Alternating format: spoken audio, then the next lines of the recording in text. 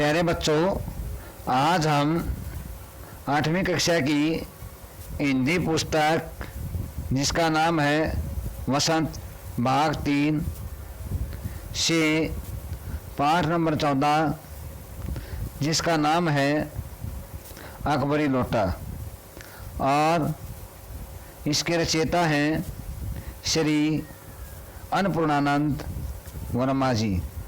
इस पाठ से हम गद्यांश नंबर 1 पढ़ेंगे। देखिए, अकबरी लोटा यह राजा अकबर के समय का एक लोटा था। उसके बारे में इस पाठ को लिखा गया है और उसका ही वर्णन इसके अंदर मिलेगा। तो देखिए, लाला जावलाल ये नाम है एक आदमी का जो को खाने पीने की कमी नहीं थी। काशी के ठठेरी बाज़ार का अर्थ है बर्तनों वाला बाज़ार में मकान था। नीचे की दुकानों से 100 रुपये मासिक के करीब किराया उतराता था। अच्छा खाते थे, अच्छा पहनते थे, पर 250 रुपये तो एक साथ आँखें सेकने के लिए भी नहीं मिलते थे।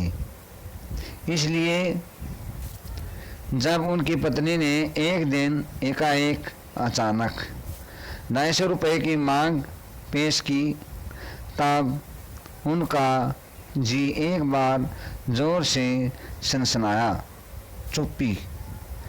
चुप्पी करना, खामोशी में हो जाना, और फिर बैठ गया।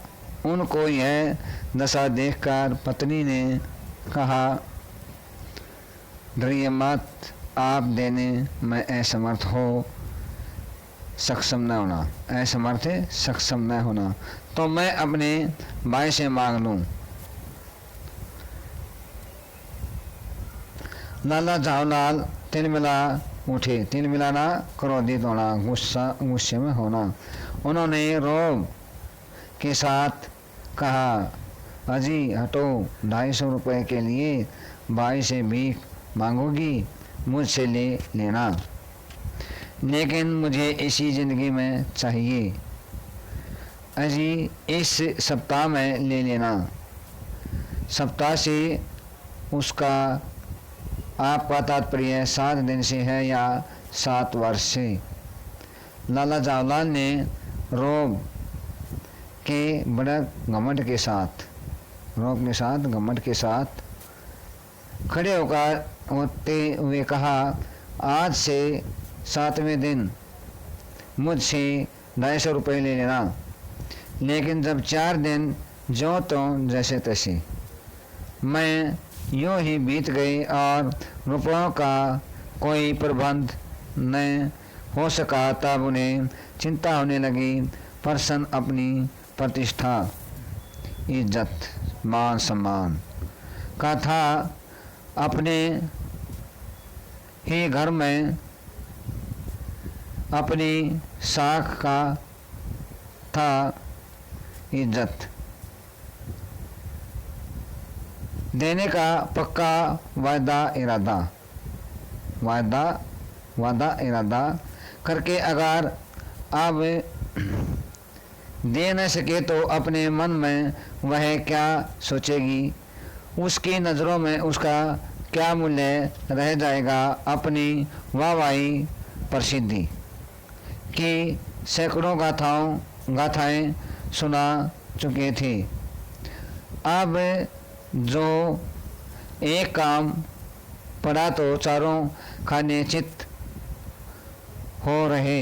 यह पहली बार उसने मुंह खोलकर कुछ रुपयों का सवाल किया था। इस समय अगर दुम दबाकर निकल भागते हैं तो फिर उसे क्या मुंह दिखलाएंगे। खैर, एक दिन और बीता। 5वें दिन घबराकर उन्होंने पंडित बिलवासी मिस्र को अपनी विपदा सुनाई, मुसीबत। संयोग कुछ ऐसा बिगड़ा था कि मिलवासी जी भी उस समय बिल्कुल खुश थे। खुश का मतलब होता है बिल्कुल खाली, पैसे से खाली होना।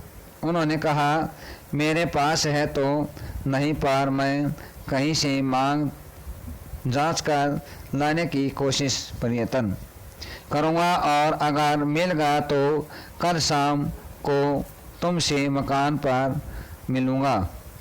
वही शाम आज थी। हफ्ते यानी कि 7 दिन का अंतिम दिन।